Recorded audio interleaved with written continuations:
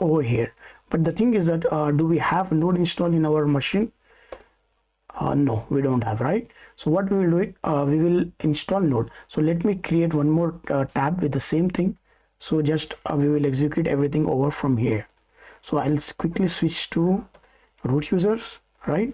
Then I have a block that how to install our Node.js, right? So we'll be following the same thing because I don't want to take more time for of you, right?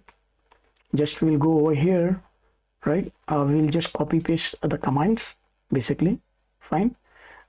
Just a second, let me go over here. These are the commands, right? So just I'll copy the command, I'll go to the terminal and I will paste it over here. Okay, so just it's fetch all the contents related to dependencies, certificates, and the package, right? The package of Node.js.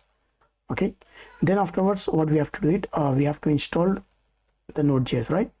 So the version we are going with the latest one, which is the 20. Okay, this is the 20 is the latest version. So if you go back to the terminal, if you click over here, so it will download some keys, right?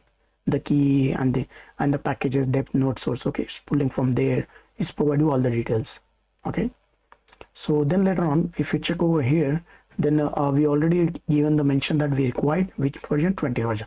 If you required 18 16, then you can mention instead of 20. So we have gone with the latest, so I'll click it over here. So it start pulling the installing your node, right? So when the node is done, we will validate that is our node installation is completed or no, right?